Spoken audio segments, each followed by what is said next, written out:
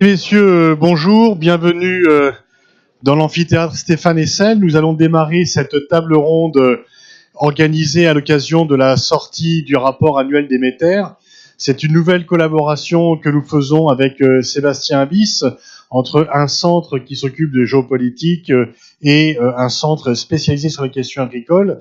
Il y a une collaboration qui se poursuit déjà depuis plusieurs années, puisque nous avons eu maintes fois l'occasion, depuis maintenant 5-6 ans, soit de faire des colloques ensemble, soit des publications, soit des séminaires plus restreints.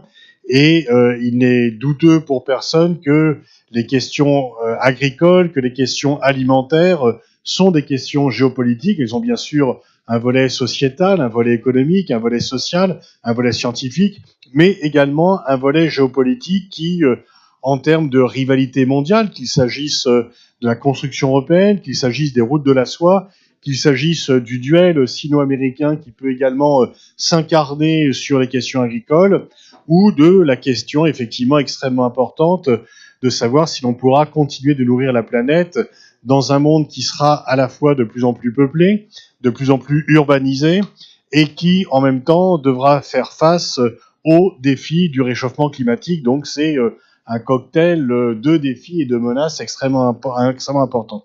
Je remercie une fois encore Sébastien Abyss d'être l'architecte de cette coopération, de cette collaboration.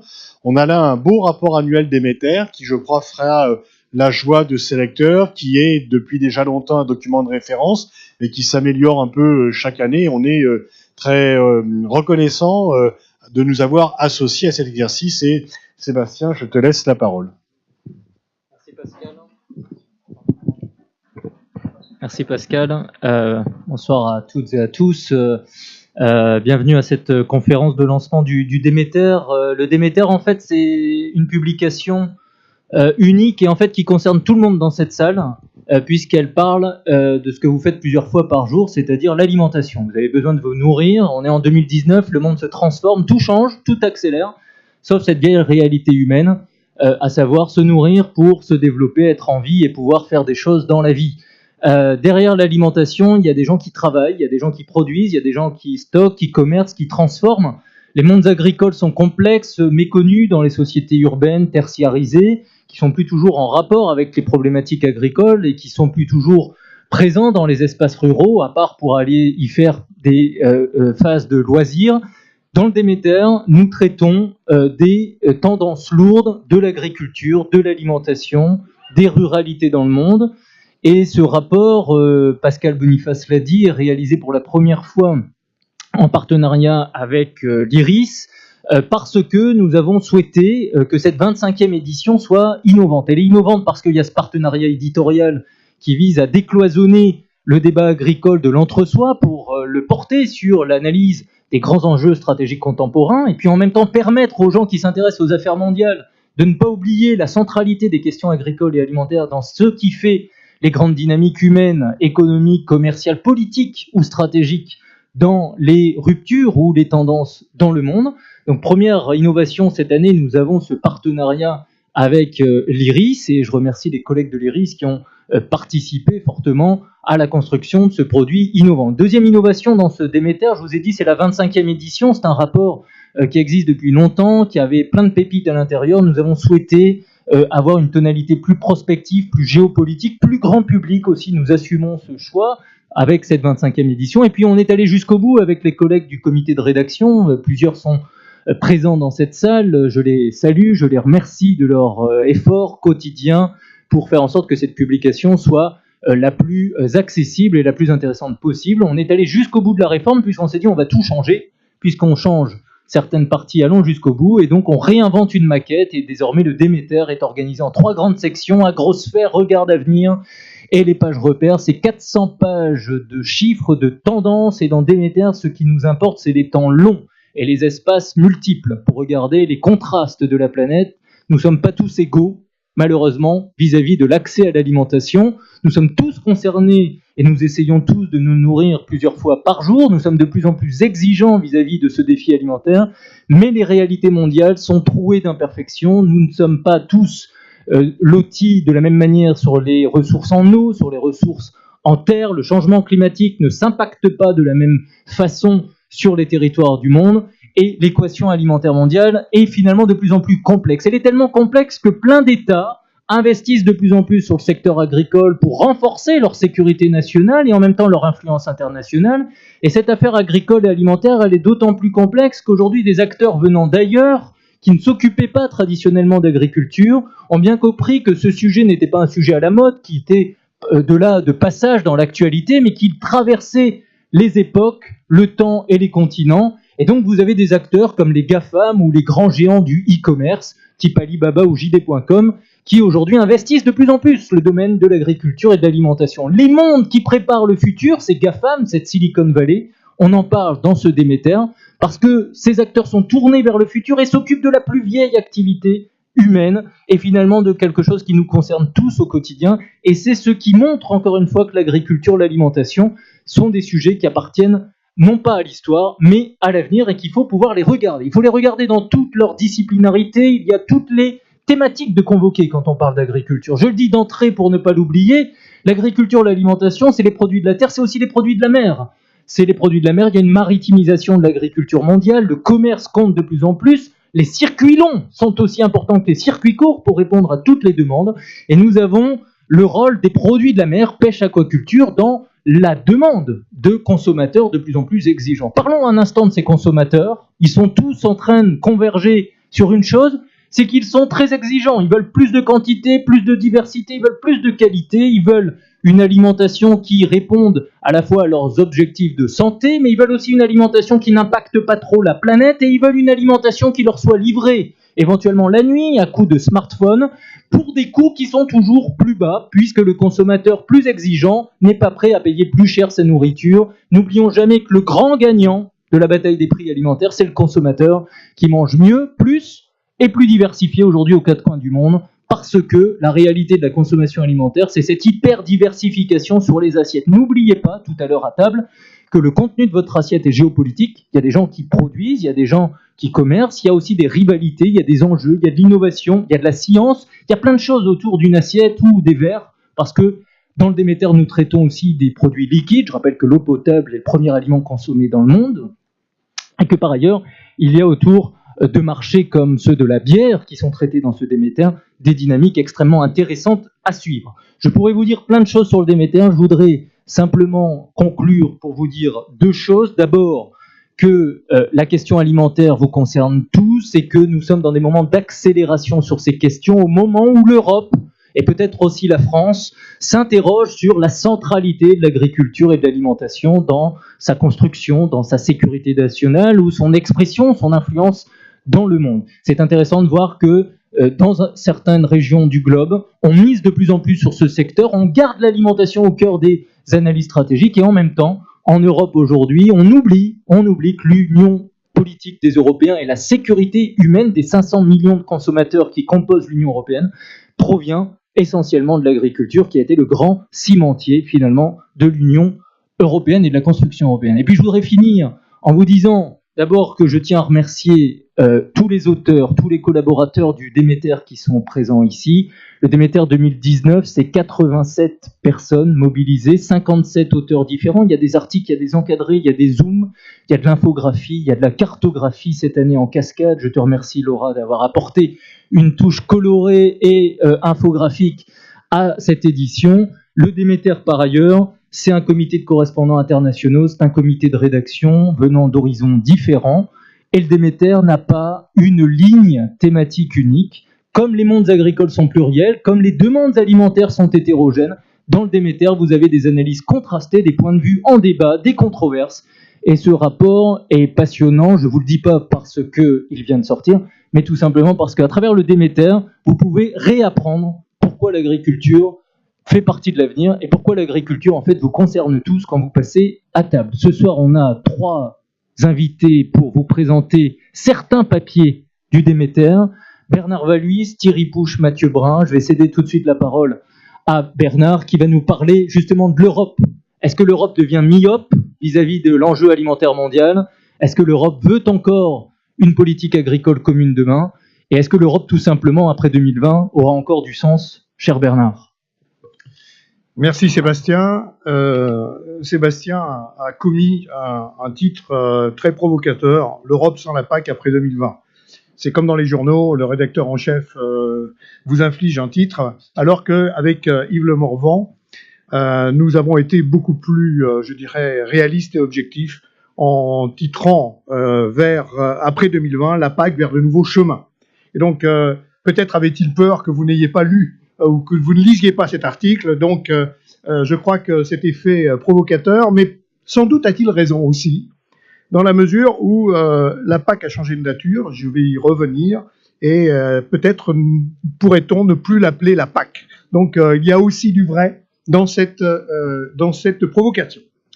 Alors, comme je ne vais pas vous résumer, je vais essayer d'avoir un regard transverse sur un certain nombre de points que nous avons dégagés dans cet article. Et le premier, c'est halt aux fake news. C'est-à-dire que nous avons analysé les conditions dans lesquelles les propositions qui ont été formulées par la Commission ont provoqué des réactions, et nous avons entendu un chœur qui a dit renationalisation. C'est de la désinformation. Le traité de Lisbonne, qui a été signé en 2007, a fait passer l'agriculture de l'article 3 à l'article 4 du traité de l'Union. C'est-à-dire d'une compétence exclusive à une compétence partagée. Depuis le traité de Rome en 1957, l'agriculture était une compétence exclusive. L'impact de cette décision qui a été voulue par les États membres pour pouvoir exercer un pouvoir alors qu'ils considéraient que Bruxelles avait la main sur l'ensemble de cette politique agricole, et le résultat, effectivement, de ce compromis qui a été passé entre la Commission et les États membres. La conséquence qui s'est déjà exprimée en 2013, c'est que la Commission fixe un cadre, les États membres ont la possibilité, par subsidiarité, de fixer un certain nombre et de mettre en œuvre un certain nombre de mesures, et la Commission contrôle. Donc, halte à cette façon de considérer la renationalisation de la politique, c'est une chose qui a été voulue par les États membres en accord avec la Commission. Et par conséquent, ce changement important permet effectivement de comprendre les conditions dans lesquelles les propositions de la Commission sont sur la table. Un cadre général que cette fois-ci pour 2020, on a voulu simplifier parce que tous les rapports, y compris les rapports de la Cour des comptes européenne, avaient, je dirais, alerté sur le caractère extrêmement complexe d'un certain nombre de mesures, et en même temps d'avoir une meilleure lisibilité pour l'ensemble des acteurs. Il ne reste aujourd'hui, et j'y reviendrai tout à l'heure, que 3 politiques essentielles dans l'article 3, la politique commerciale, les questions monétaires et les questions de concurrence. Donc, tous les autres chapitres, agriculture, pêche, transport et beaucoup d'autres points qui étaient dans la compétence exclusive sont passés dans la compétence partagée. Ce point est très important dans la mesure où il structure d'une manière importante les communications de la Commission et aussi les débats qui ont lieu. Et je vous rappelle que lorsque on a parlé du traité de Lisbonne, on a parlé surtout de la codécision, c'est-à-dire des conditions dans lesquelles le Parlement européen avait la main sur les mesures. Et ça a complètement occulté cette compétence partagée qui, en fait, aujourd'hui, je dirais, structure les conditions dans lesquelles chacun des 27 États membres à l'avenir mettra en œuvre ces politiques, sous le contrôle de la Commission. Deuxième point sur lequel je ne m'étendrai pas très longtemps, mais qui est un rappel, c'est que, pour l'instant, la politique agricole, telle qu'on la dénomme, représente près de 37% du budget communautaire, 51 milliards pour 2018, avec 2 piliers. Un premier pilier d'aide directe, qui représente 77%, et puis 23% qui sont consacrés à l'ensemble des mesures de développement rural. On voit bien là le développement des territoires, l'agriculture biologique, un certain nombre de mesures sur les zones à handicap naturel, mais on voit bien aussi que dans le deuxième pilier, 23%, il y a la possibilité pour les États membres de cofinancer, c'est le premier point, Mais on a donné aussi aux États membres la possibilité, dans une certaine mesure, de faire basculer aux grandes dames de beaucoup de producteurs une partie des financements du premier pilier vers le second pilier. Les organismes qui sont chargés de mettre en œuvre ce premier et ce deuxième pilier s'appellent FEAGA et FEADER. Ils gèrent effectivement ces financements et contrôlent la manière dont les États membres les mettent en œuvre. Cependant, le budget communautaire, aujourd'hui, tel qu'il est présenté dans le cadre des perspectives pluriannuelles, fait apparaître qu'il va falloir faire plus avec moins. Dans la mesure où, effectivement, on n'est pas du tout assuré d'avoir, effectivement, en euros courants, une permanence, une stabilité, et c'est plutôt exprimé en euros courants. Donc, cela veut dire, effectivement, une baisse de moyens. La Commission justifie cela au niveau de la direction du budget par le fait qu'il va falloir effectivement réduire ce que l'on consacre à l'agriculture, et je vais dire aussi à l'alimentation, parce qu'il y a de nouvelles politiques que l'on veut mettre en œuvre, la défense, les politiques de contrôle des migrations, et puis l'ensemble des recherches liées aux nouvelles technologies. Donc tout un tas de politiques de politiques publiques sur lesquelles aujourd'hui l'Union européenne souhaiterait effectivement mettre un développement et pour lequel, bien sûr, il faut réduire le reste du budget, sachant que la contribution globale de ce budget européen, de plus de 160 milliards d'euros, environ 1,11%, je crois, du PNB total européen, n'est pas pour l'instant remise en cause. C'est-à-dire qu'on a une enveloppe qui est aujourd'hui, je dirais, stable. Le deuxième point que nous avons voulu développer, c'est, et ça rejoint effectivement le titre provocateur, c'est que nous n'avons plus tout à fait une politique agricole et que nous avons aujourd'hui le développement d'une politique alimentaire durable qui ne dit pas son nom pour l'instant. Mais nous avons essayé dans cet article de l'indiquer. D'abord, je vous rappelle que la communication de la Commission qui a été faite en novembre 2017, c'était l'avenir de l'alimentation et de l'agriculture. Donc l'alimentation était déjà en premier. L'ensemble des débats qui ont eu lieu autour des états généraux de l'agriculture en France ont bien fait apparaître que l'alimentation était première et que le souci de répondre aux attentes des consommateurs était un point essentiel. Aujourd'hui, comme en 2013, sur la réforme 2013, sur le berceau de cette réforme supplémentaire, il n'y a pas seulement la DG Agri, la Direction Générale de l'Agriculture. Il y a la DG Santé, la DG Environnement, la DG Climat, la DG Entreprise et la DG Concurrence. C'est-à-dire qu'on va demander à l'ensemble du secteur, non pas en tant qu'agriculture, mais en tant que filière agroalimentaire, de remplir beaucoup de cases en ce qui concerne les objectifs sociétaux. Alors, ces points-là, je crois, ne sont pas nouveaux parce que, effectivement, dès l'agenda 2000, on avait eu un développement important dans l'éco-conditionnalité. Il n'en reste pas moins qu'il s'agissait plutôt de réduire les impacts. Aujourd'hui, on a deux objectifs très clairs. C'est lutter contre le réchauffement climatique, avec effectivement les accords de Paris en tête, et puis remplir les ODD, les objectifs des Nations Unies en ce qui concerne le développement durable. Je vous rappelle que sur les 17 objectifs de développement durable des Nations Unies, l'agriculture remplit 12 cases. L'environnement, donc ce n'est pas nouveau, mais on va demander aujourd'hui non pas de corriger, mais on va demander d'agir. Ça, c'est un point très important. Et le second point, c'est la qualité de l'alimentation. Pour répondre aux attentes des consommateurs qui souhaitent effectivement avoir une moindre empreinte environnementale pour les produits, avoir du local, une traçabilité, des éléments qui répondent bien sûr à l'ensemble de la réglementation très forte et aux normes que nous avons au niveau communautaire en ce qui concerne les contaminants, les résidus, la composition des produits, les additifs, les ingrédients. Donc il y a tout un appareil très lourd pour l'ensemble de la filière agroalimentaire à gérer en ce qui concerne l'ensemble des points qui, en résultant, font la qualité de l'alimentation.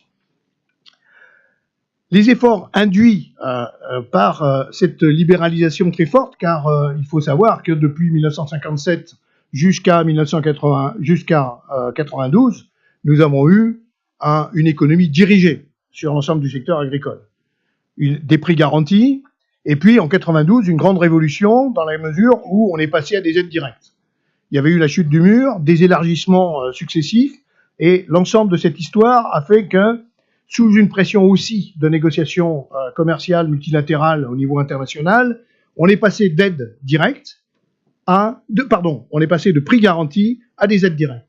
Et ces aides directes, à ce moment-là, ont été motivées par le fait que, confrontés à la concurrence internationale, cela permettait de couvrir des différences de cours, donc différences de prix.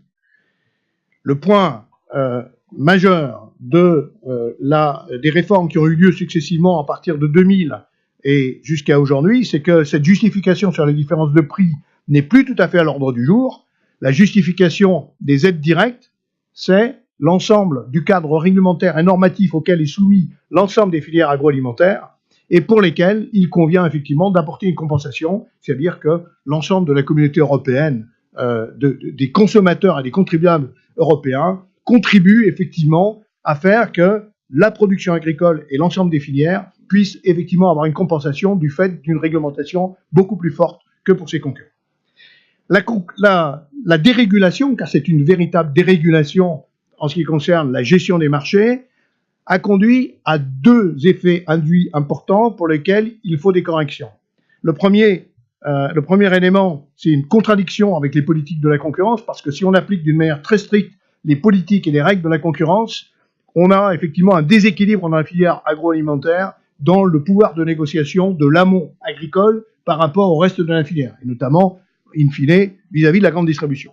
Le règlement Omnibus, l'année dernière, a apporté des dérogations importantes, et je pense que ce n'est que le début, effectivement, d'une modification de la réglementation de façon à adapter les règles de la concurrence au secteur de l'agroalimentaire. La deuxième conséquence importante que nous avons signalée, c'est la volatilité des prix.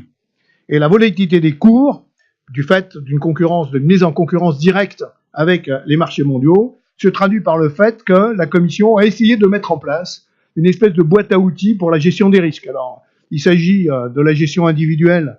En France, nous avons effectivement les provisions qui peuvent être réalisées, les DPA, mais il y a aussi les arbitrages sur les marchés, les assurances individuelles qui peuvent être prises. Il peut y avoir effectivement des réflexions en matière de mutualisation, et puis un chapitre qui n'a pas été ouvert, qui est la possibilité effectivement de moduler les aides en fonction de l'évolution des prix. Dernier point sur lequel je voudrais souligner les travaux que nous avons, l'analyse que nous avons faite, c'est le sujet de la souveraineté alimentaire. Ce mot valise de souveraineté alimentaire qu'on utilise peut-être souvent à l'IRIS en ce qui concerne effectivement les relations internationales, il mérite d'être qualifié. Au niveau de la communauté économique européenne, au démarrage, avec 6 États membres, il était facile de dire que cette souveraineté alimentaire européenne, elle avait pour but de pouvoir, après la guerre, réaliser une meilleure autosuffisance et d'arriver à développer la production. Il est certain qu'avec, d'une part, les élargissements successifs et d'autre part, une confrontation avec un marché mondial totalement différent, on est aujourd'hui dans des conditions dans lesquelles les États membres ont souhaité effectivement avoir un pouvoir direct sur notamment le développement rural, le développement territorial de leur propre agriculture, et puis en même temps une pression croissante des attentes consommateurs. Donc avec effectivement une disparité des territoires, une disparité des conditions dans lesquelles chacune des agricultures s'exprime. Donc nous sommes face aujourd'hui à une politique alimentaire durable parce qu'elle coche les différents points des propositions qui sont faites sur les conditionnalités, l'environnement, le climat et l'ensemble des critères qui sont retenus en ce qui concerne la durabilité. Mais une politique alimentaire durable décentralisée dans laquelle chaque État configure son modèle de production et de consommation pour concourir dans un cadre unique, le marché unique, avec sa propre conception nationale de la souveraineté alimentaire. Donc, ce point est très important. Je pense qu'il mérite discussion dans la mesure où il n'y a plus de souveraineté européenne alimentaire unique et que l'effet collatéral se retrouve dans toutes les négociations commerciales bilatérales, dans lesquelles il y a une contradiction entre la politique commerciale et les politiques agricoles que chacun des pays développe. Alors, en conclusion, je vous dirais simplement quelques mots. La PAC a changé de nature, c'est le constat que nous avons fait dans cet article, et je crois qu'il vaut mieux peut-être maintenant mettre des mots sur la réalité de ces changements. La politique alimentaire durable qui se dessine conduit tous les acteurs des filières agroalimentaires, qu'ils soient privés ou institutionnels, à changer de posture et à définir de nouvelles stratégies. Merci.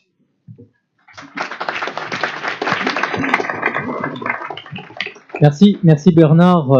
Pour faire la transition, simplement, je reviens sur un peu ces contenus proposés dans le Déméter.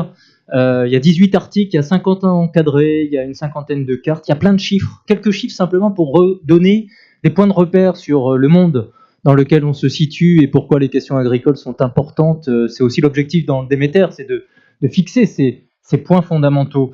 D'abord, c'est 50%. L'augmentation de la demande alimentaire mondiale entre aujourd'hui et 2050, c'est-à-dire qu'il va falloir continuer à produire plus et évidemment produire mieux. Bernard l'a dit, l'agriculture et l'alimentation sont au cœur des problématiques de développement durable. Dans cette poussée démographique et cette demande alimentaire, il y a des classes moyennes de plus en plus nombreuses. 1,4 milliard d'habitants au début de ce siècle, sans doute 5,4 milliards à l'horizon 2030, c'est-à-dire qu'on va avoir 4 milliards de personnes en plus dans la classe moyenne mondiale, qui n'est pas la même, mais en tout cas, quand on compare à parité de pouvoir d'achat, cette classe moyenne mondiale devient le segment très dominant dans la population mondiale, et ça augmente. Et en 2030, bascule importante, c'est que vous avez 2 tiers de la classe moyenne mondiale qui sera située en Asie, alors qu'il y a 10 ans à peine, ces 2 tiers de la classe moyenne mondiale étaient situés en Europe et en Amérique du Nord. Autre chiffre que je voudrais citer, 2 milliards d'habitants dans les bidonvilles en 2030. Comment nourrir les monstropoles, comment nourrir les bidonvilles? Et avec, dans le Déméter, un encadré passionnant sur le sujet, puisque dans les bidonvilles où l'alimentation est difficile, où les pouvoirs d'achat sont évidemment extrêmement faibles, et les conditions de vie très précaires, on est hyper inventif pour ne pas gaspiller son alimentation. Ce qui fait qu'aujourd'hui, ceux qui cherchent des solutions pour le gaspillage alimentaire, allez voir ce qui se passe dans les bidonvilles, il y a aussi plein de solutions dans ces mondes en détresse. L'autre élément que je voudrais vous dire, c'est la problématique du vieillissement agricole. Partout sur la planète, vous avez en Asie comme en Afrique aujourd'hui 30% des agriculteurs qui ont plus de 55 ans. Donc ce phénomène qu'on observe en Amérique du Nord, en Europe, est en fait un phénomène mondial et qui pose sur l'horizon de ce siècle la question de quelle agriculture avec quel visage humain demain, sachant qu'il y a aussi cette poussée technologique qu'on rappelle dans le Déméter et ces solutions par le digital pour faire demain autrement, autre chose, mais peut-être avec une dimension humaine altérée. Cette problématique de la génération agricole de demain est aussi une problématique qui se pose en France. Il y a un article sur la question de la formation et de l'éducation en agriculture en France qui concerne quand même 500 000 personnes, du collège à l'université. C'est en gros 500 000 personnes aujourd'hui en France qui se forment sur les questions qui sont des paysages à la fourchette, ces métiers divers et variés. Dernier chiffre que je voudrais vous dire, parce que dans le Déméter, en fait, on a dans la partie repères des zooms, vous savez, sur ces produits complètement banalisés sur votre liste de courses. Le sucre, le pain, les huiles, le lait, la viande, l'alcool, évidemment, peut-être à consommer avec un peu plus de modération, certes, mais en tout cas, ce sont des produits un peu banalisés qu'on retrouve fortement sur les marchés, qui bougent beaucoup, il y a des dynamiques importantes, et on revient dans le Déméter sur ces produits, et nous ne devons pas oublier la centralité de l'Europe et de la France autour de ces grands produits classiques du quotidien, sans oublier aussi les questions d'agroéquipement. Le marché mondial de l'agroéquipement est extrêmement dynamique, et sans oublier aussi les semences. Je rappelle que la France va accueillir au mois de juin le congrès mondial des semences, et que la France est numéro 1 mondial à l'exportation de semences, exportant sur ce secteur des quantités importantes qui permettent aussi de contribuer à une meilleure sécurité alimentaire mondiale. J'en ai trop dit sur tous les chiffres, je vous invite à vous plonger dans le Déméter. Je donne la parole à Thierry qui va déplacer un peu le curseur vers l'Est, on va parler de Russie, et puis Thierry il a commis un article avec Pierre Blanc dans le Déméter qui rappelle que l'agriculture est au cœur des batailles géoéconomiques mondiales. Est-ce que tu peux nous en dire un peu plus, Thierry, dans ce moment où on retrouve la centralité politique de l'agriculture dans le monde? Je vais déjà parler de la Russie.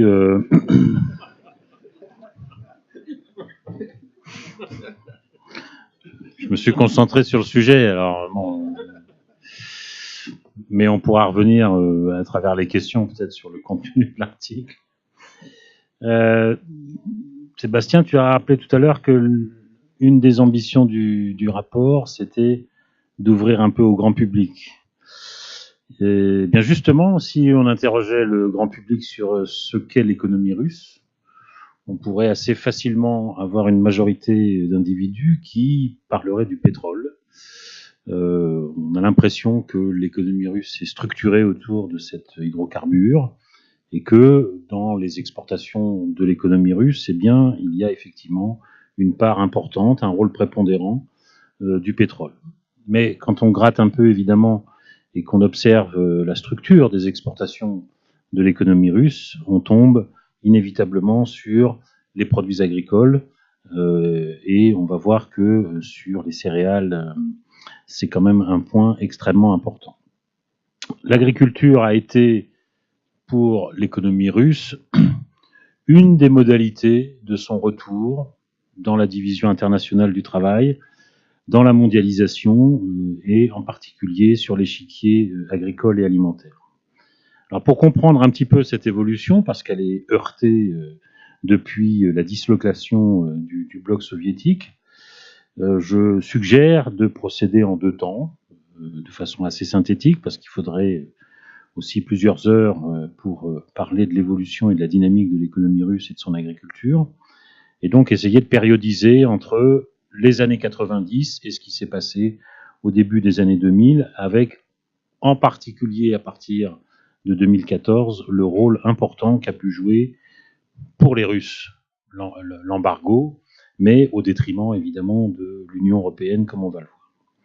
Donc très rapidement, à partir des années 90 et des grandes réformes qui sont adoptées, initiées après l'effondrement de l'Union soviétique, on bascule vers un régime en gros de propriété privée, puisqu'il y a des transferts importants à hauteur de 62% des terres agricoles, ce qui représente un peu plus de 100 millions d'hectares, sous forme de coupons, donc de titres de propriété, et à partir de là, évidemment, on observe une profonde déstructuration de l'agriculture russe, d'autant plus que l'évolution de la production agricole européenne permet d'envisager à la Russie des approvisionnements sur les marchés mondiaux à moindre coût.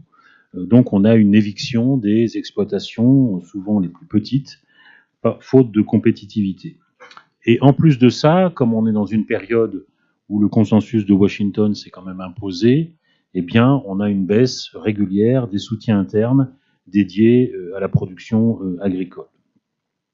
Et le résultat de cette dynamique qu'on pourrait qualifier assez rapidement de libérale, c'est évidemment un effondrement de la production agricole russe, moins 43% pour les grains et moins 55% sur les viandes, entre 1990 et 2000, en gros sur une décennie.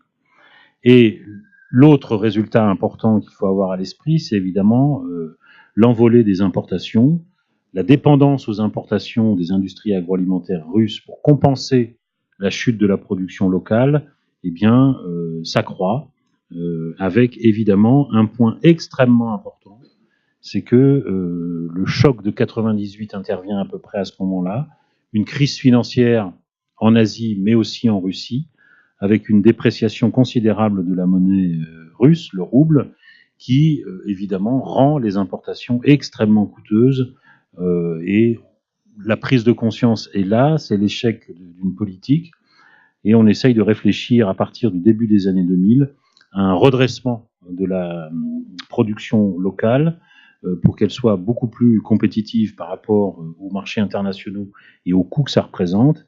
Et on a à partir du début des années 2000 un président, Vladimir Poutine, qui fait de l'agriculture une priorité nationale, avec en particulier la loi de 2006, en adoptant une batterie d'outils de politique agricole, des prêts bonifiés, des subventions à la production, le rétablissement d'un certain nombre de droits de douane, donc tout ce qu'on pourrait appeler une agriculture un peu administrée, avec en plus des investisseurs qui, constatant que la production domestique pourrait repartir, eh bien, ces investisseurs participent à la recapitalisation de l'agro-industrie et des filières céréalières notamment, et avicoles, mais aussi porcines. Donc sur cette période du début des années 2000 jusqu'en 2014, on assiste donc à un renouveau de la production russe.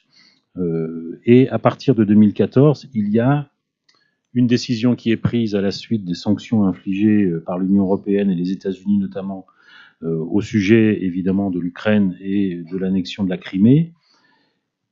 La décision de la part des autorités russes de dresser un embargo sur des productions qui justement étaient réalisées majoritairement par des agro-holdings. Donc on a un soutien de la production nationale qui se met en place et qui se situe dans la continuité de la politique agricole adoptée depuis le début des années 2000. Donc ce qu'on constate à partir de cette période-là, mais même un peu avant, à partir de 2006-2008, c'est déjà une diminution des importations, une augmentation de la production qui s'amplifie avec l'embargo, et cela débouche évidemment sur un essor des exportations russes, au point d'aboutir récemment sur le positionnement de ce pays sur le marché mondial du blé, puisque la Russie est devenue le premier exportateur mondial de blé. Donc ça, c'est un point important. Donc en gros, vous avez deux phases pour assurer la sécurité alimentaire du pays. Une phase où les importations prédominent dans les années 90 et une phase suivante où la production nationale reprend le dessus. Et on a là, au XXIe siècle, une illustration parfaite des controverses qui avaient opposé un certain nombre d'économistes depuis le XIXe siècle. Faut-il produire ou importer son alimentation pour assurer la sécurité alimentaire d'un pays ? Alors non seulement la Russie est de retour sur les marchés mondiaux, et c'est un retour absolument significatif avec le positionnement sur le blé, mais c'est aussi le cheminement progressif vers une quasi-autosuffisance alimentaire, puisqu'on a un redressement donc des productions de grains, de viande, de volaille et de porc en particulier. Donc, il en découle une contestation qui émane de la Russie des positions des concurrents d'Amérique du Nord, d'Argentine, d'Australie et de l'Union européenne. Et on voit bien que des décisions politiques, qu'elles soient internes, prises par l'État russe, ou qu'elles soient externes avec les sanctions infligées à Moscou, comment des décisions politiques façonnent ou refaçonnent la carte des échanges mondiaux et surtout les rapports de force entre les pays producteurs et exportateurs de biens agricoles et alimentaires. Donc la conclusion qu'on peut tirer de tout ça, c'est que, à travers l'exemple de la Russie et du renouveau de son agriculture, on peut suggérer quand même de lire ces déplacements de position de marché, ces évolutions d'exportation, non seulement sous l'angle agricole ou sous l'angle économique, mais bien aussi sous l'angle institutionnel. Comment des décisions institutionnelles, politiques, peuvent être à l'origine d'un retour, d'une réinsertion d'un pays dans l'économie mondiale, sur le secteur agricole en particulier. Je crois que la résurgence de la Russie et de son agriculture illustre aussi la capacité d'un pays à produire des influences asymétriques que les nations exercent les unes sur les autres. Et en ce sens, je trouve que la Russie, à travers l'évolution de son agriculture, eh bien, apporte d'une certaine façon un démenti au moins partiel au fait que la mondialisation n'a pas effacé les stratégies des États-nations. Les États-nations peuvent redevenir des acteurs centraux dans la structuration de la mondialisation. Et du coup, on peut considérer que cette trajectoire de la Russie et de son agriculture montre également que la spécialisation d'un pays, l'économiste parle souvent d'avantages comparatifs ou de désavantages comparatifs ou de spécialisation à l'international, eh bien on a là la preuve quasi absolue que cette spécialisation est mouvante, qu'elle n'est jamais figée dans le marbre et qu'elle est toujours en devenir. Et la Russie en constitue une belle source d'inspiration pour un certain nombre de pays.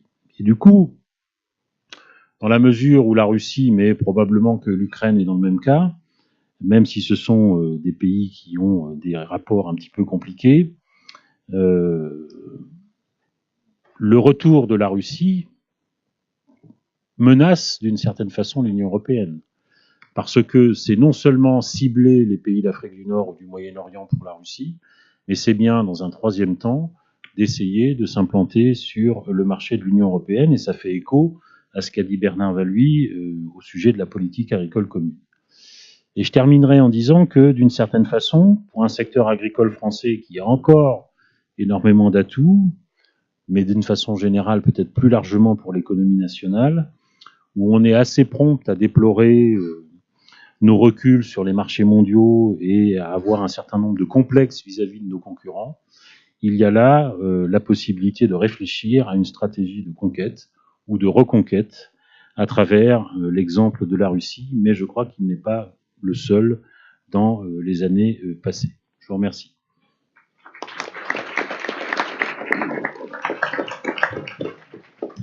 Merci Thierry.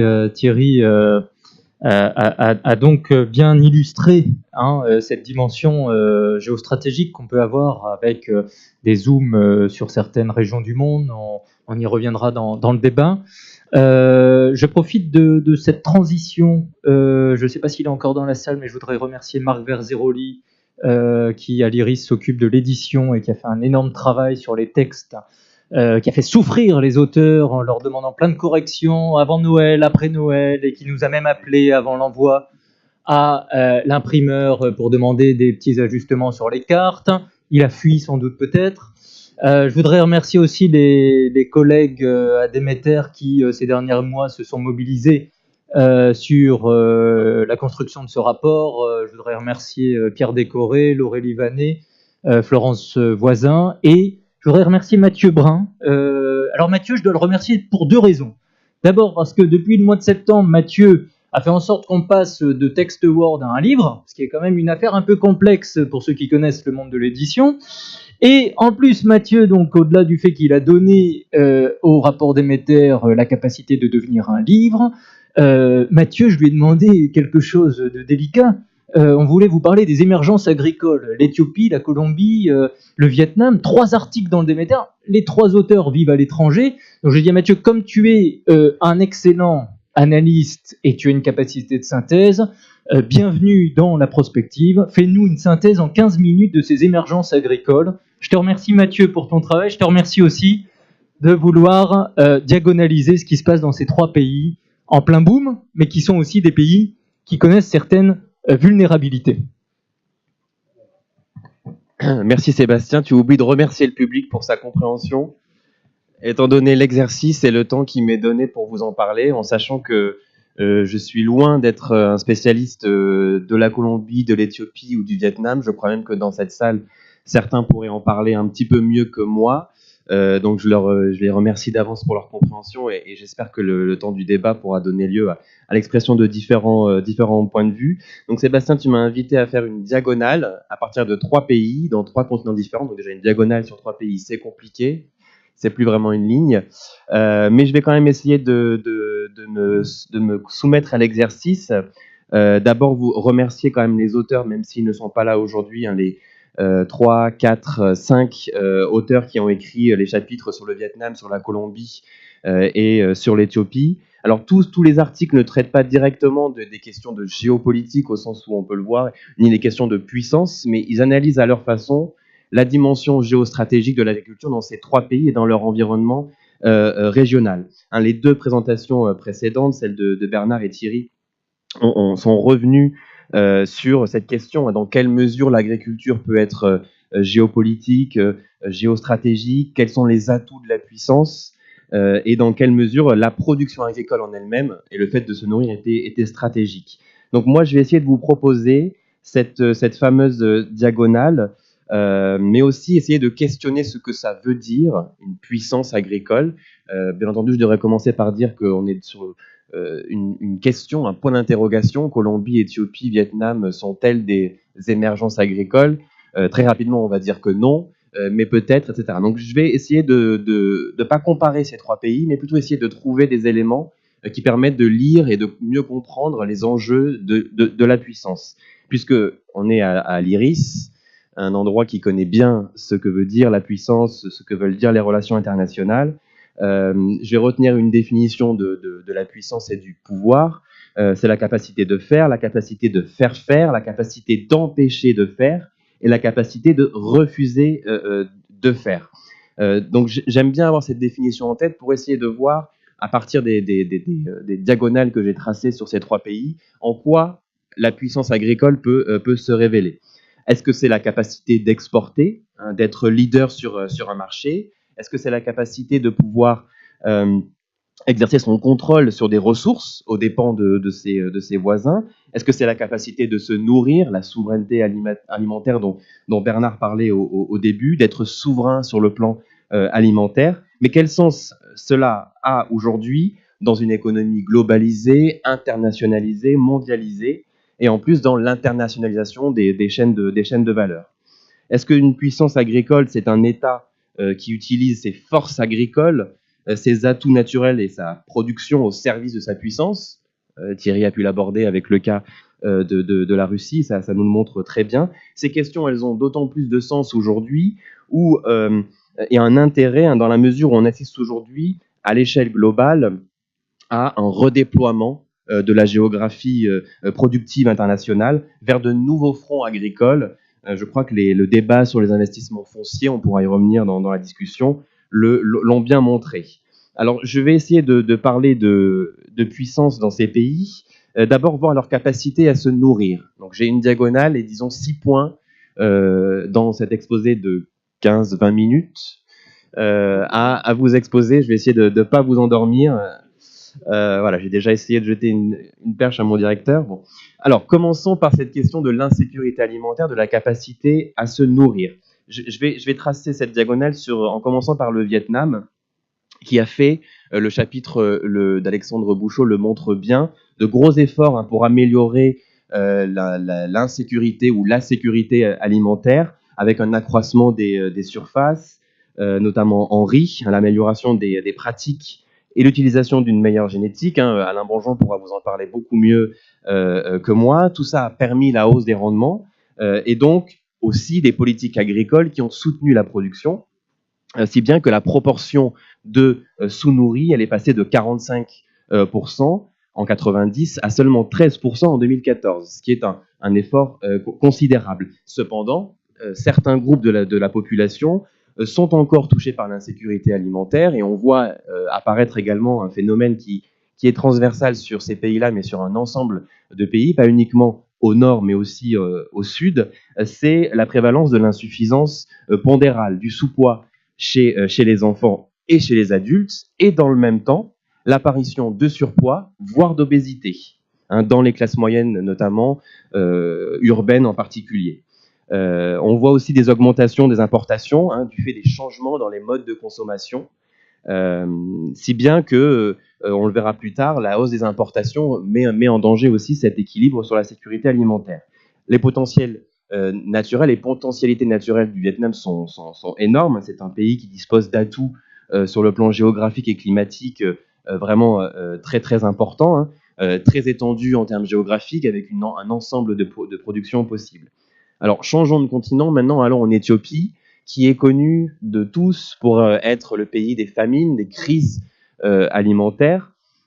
C'est un pays à 2 visages, l'Éthiopie, comme les autres pays que je présente, avec un fort potentiel agricole et en même temps des difficultés à nourrir l'ensemble de sa population, un château d'eau et des zones désertiques.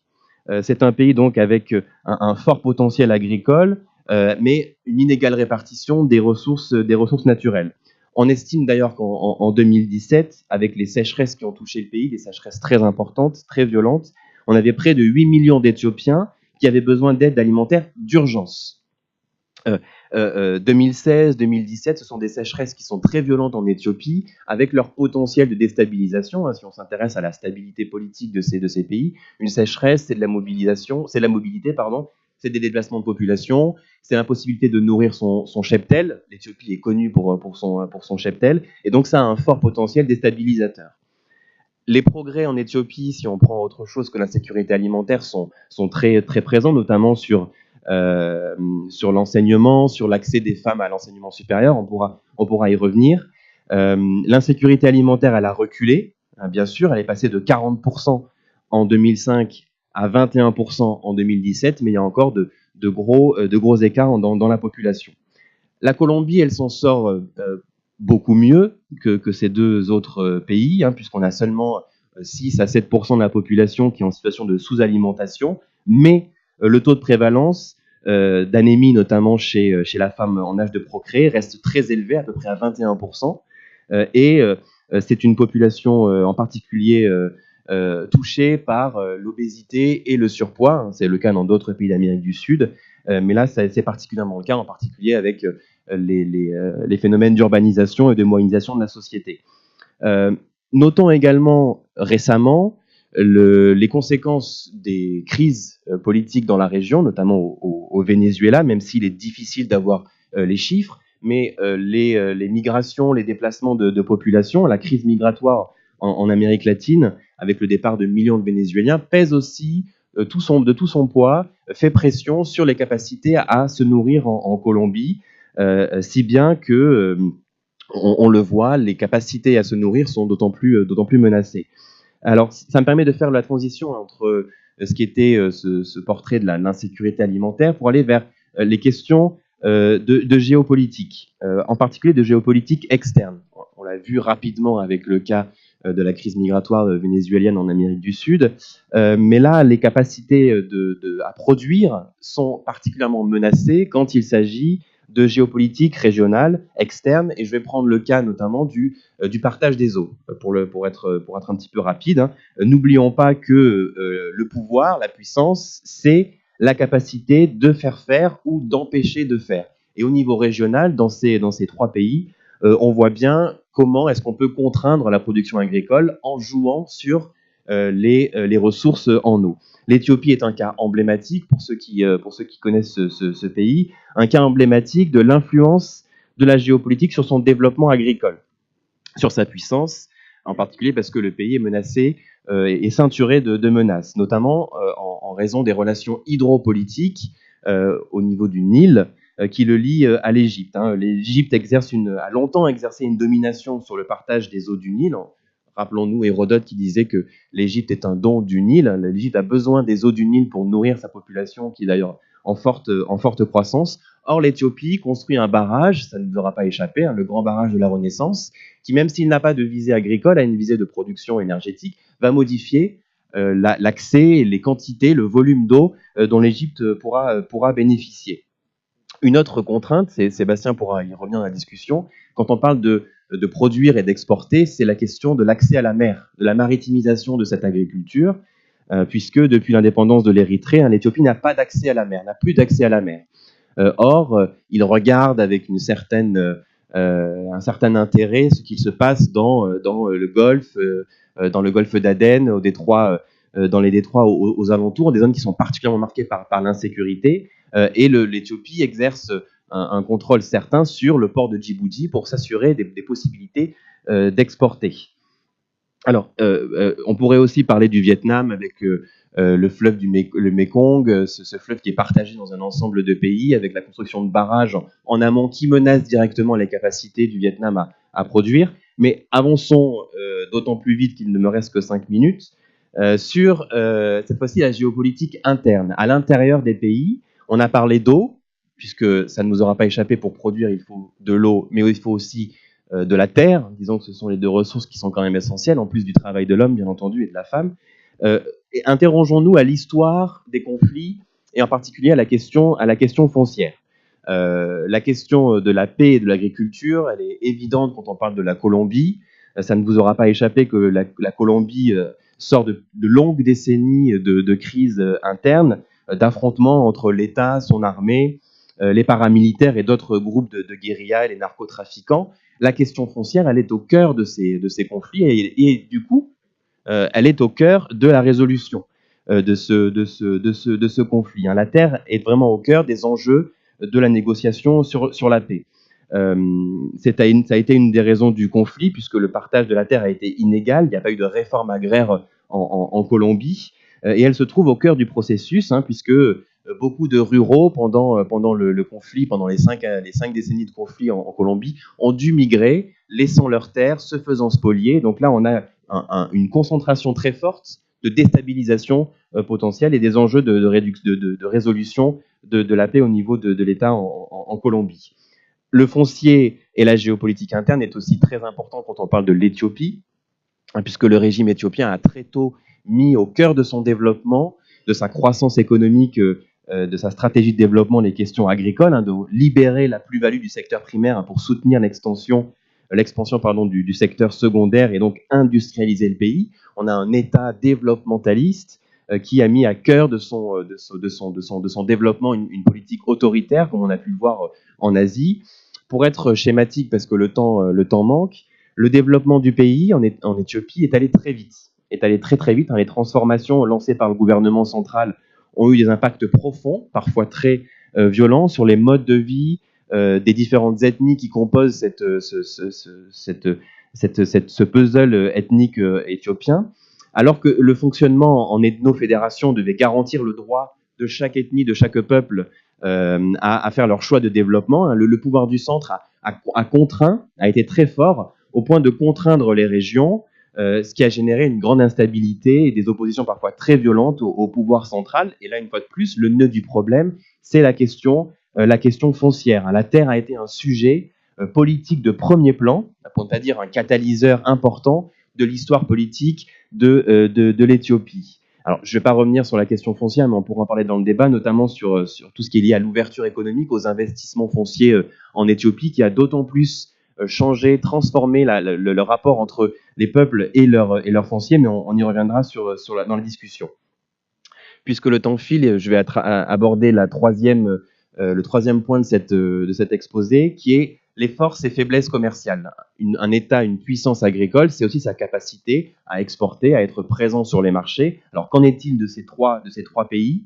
On a dans la chance d'avoir dans le Déméter, sans forcément qu'ils se soient concertés, trois questions, trois axes sur le café. Le café qui est une production stratégique en Colombie, en Éthiopie et au Vietnam. Ça, c'est très intéressant de le voir, puisque le Vietnam est le deuxième pays exportateur et la Colombie est le troisième sur l'Arabica. Alors, la Colombie, grâce à son climat, à sa géographie, présente vraiment beaucoup de visages de la production agricole, une production agricole plurielle, entre les plaines, les montagnes, du maïs, de la canne à sucre, du coton, mais aussi du café en altitude, de la pomme de terre et de l'avocat. Le café est vraiment essentiel en Colombie, puisque c'est près de 300 000 producteurs de café, et ça représente un tiers du commerce agricole de la Colombie. Mais ça a une production qui a été mise à mal, menacée par les choix politiques qui ont été faits, notamment dans les années 80, de la fin des quotas et des prix garantis, qui a poussé les agriculteurs, les producteurs de café, à se tourner vers d'autres productions plus rentables. Et je sais que vous êtes bien au courant de cela, se tourner vers des productions illicites comme la coca ou la marijuana. Donc le secteur agricole en Colombie, il fournit quand même 7% en valeur des exportations, mais il est de plus en plus déficitaire. Aujourd'hui, c'est 50% de l'alimentation qui vient de l'extérieur en Colombie. L'Éthiopie, ce pays dont tout le monde rêve, l'Afrique éthiopienne, ce pays au fort potentiel agricole, bien entendu, c'est un pays avec des potentiels agricoles très très prometteurs. On pense notamment au teff, cette céréale qui est essentielle à l'alimentation des Éthiopiens, qui apporte plus de 2/3 de l'apport quotidien de protéines. C'est la base de leur alimentation. C'est une production qui a beaucoup augmenté sur le plan des rendements, mais elle a été longtemps interdite à l'exportation, en particulier parce que les Éthiopiens ont aussi analysé ce qui s'est passé en Amérique du Sud avec le quinoa. Je vous rappellerai juste cet article des Échos qui titrait « Le quinoa, bonheur des bobos, malheur des Péruviens ».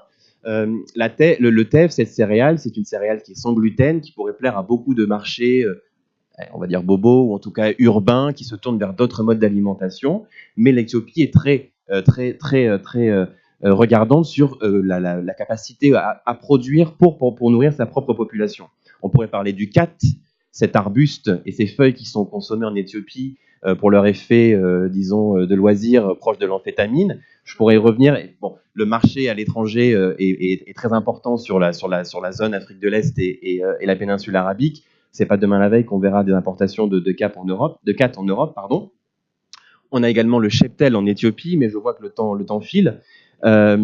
Donc je vais finir avec le Vietnam, qui a vraiment connu un boom agricole très important, hein. C'est le 5e exportateur mondial de produits agroalimentaires, sur plein de denrées, noix de cajou, poivre, il est premier, sur le riz bien entendu, sur le café et également sur le caoutchouc. Donc une balance commerciale qui est excédentaire, oui, mais n'oublions pas que où est-ce que je suis ? Au Vietnam. Le Vietnam importe également, on s'y perd à force, le Vietnam importe également des quantités importantes de blé et de maïs, hein. Les repères dans le Déméter sur les céréales le montrent bien. Le Vietnam a besoin notamment aussi de tourteaux de soja pour nourrir les animaux. On pourrait parler de l'aquaculture au Vietnam, qui est un vrai secteur très prometteur dans la région. Seulement, avec le changement climatique, cette activité et la géopolitique en mer de Chine, dont certains d'entre vous pourraient mieux parler que moi, va aussi changer le devenir de cette filière. Et c'est mon avant-dernier point, celui du changement climatique et des changements liés aux activités humaines. Parce que c'est une menace, bien sûr, que tout le monde connaît, y compris en France et en Europe, mais c'est une menace qui peut exercer un poids certain sur les capacités de l'Éthiopie, de la Colombie et du Vietnam pour produire et pour se nourrir. La Colombie est particulièrement exposée. Je pourrais y revenir, bien entendu, dans la discussion si vous le souhaitez, hein, ce changement climatique, la sécheresse notamment, les événements climatiques avec El Niño et la Niña qui vont transformer complètement les capacités de production, vont toucher principalement, bien entendu, les zones rurales et les agriculteurs, notamment le grenier à riz dans la région nord-ouest de la Colombie. La déforestation, c'est aussi quelque chose qui est partagé à la fois par le Vietnam et la Colombie, hein, qui modifie de manière très importante les capacités foncières et les capacités aussi des émissions de gaz à effet de serre, puisqu'on voit cette avancée de la frontière agricole sur la forêt qui était protégée malgré tout. Le Vietnam est exposé aux effets du changement climatique. Je me souviens qu'on en parle souvent, notamment en raison du hausse du niveau de la mer. C'est à la fois une population qui va devoir être en mouvement, qui va devoir migrer. C'est un gros risque qui pèse sur les deltas, avec l'affaissement du delta, les inondations, l'érosion côtière. Tout ça va beaucoup modifier en profondeur les capacités de production du Vietnam, en plus dans un contexte régional marqué par de la concurrence sur les eaux. Le Vietnam aura aussi besoin de faire plus avec moins. Ça, c'est un élément qui est développé par Alexandre Bouchot dans son chapitre, du fait des ressources naturelles, mais aussi du fait des produits qui sont utilisés en agriculture, puisqu'on utilise beaucoup de produits.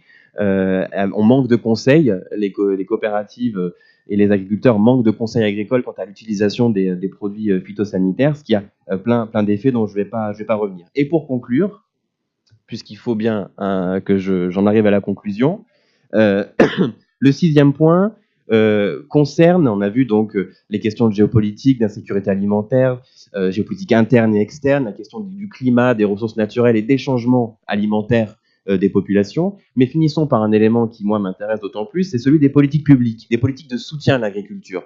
Bernard et Thierry en ont parlé, on voit des pays qui ne désarment pas sur leur politique agricole. À l'inverse, je ne sais pas s'ils arment ou s'ils désarment ces 3 pays. En tout cas, les transformations de l'agriculture dans ces 3 pays soulèvent beaucoup d'interrogations, parce qu'on a souvent délaissé l'agriculture et l'agriculteur, hein, le cas colombien le montre bien. On n'a pas accompagné la transition des agricultures en Éthiopie, en Colombie ou au Vietnam. On pousse cette agriculture, et c'est normal, à aller vers plus de technologie. On parle de model farmers, des fermiers modèles en Éthiopie. Cependant, il faut être vigilant sur le risque que pèsent ces transformations, cette augmentation de l'investissement, et donc le fait de se concentrer plus sur certains fermiers au détriment d'autres. Qu'est-ce qui va se passer en termes de déplacement de population quand on va devoir prendre le foncier pour produire plus, parce qu'il faut répondre à la demande, mais que vont devenir ces millions d'agriculteurs qui vont rester très nombreux, notamment en Afrique à l'horizon 2030 ou 2050. Je crois que pousser les plus innovants, bien entendu, il faut le faire, il faut accompagner cette transition, il faut que des politiques publiques le fassent, il faut des moyens pour le faire, mais ça ne doit pas se faire au détriment des agriculteurs et des agricultrices qui, s'ils étaient laissés derrière, voire même délaissés, pourraient aussi constituer le terreau d'insécurité politique et sociale à venir. Voilà, j'en ai terminé avec cette diagonale, je vous remercie.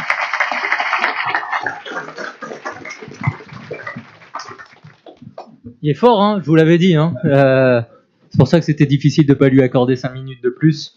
Et merci d'avoir aussi diagonalisé à travers le café, ce qui permettra demain matin, au petit déjeuner, à tout le monde de se souvenir que les circuits longs pour le confort au début de la journée, parfois sont nécessaires. Il faut plusieurs dynamiques commerciales. Il y a des produits qui viennent de loin, il y a des produits qui viennent de près, et le consommateur veut tout ça à la fois.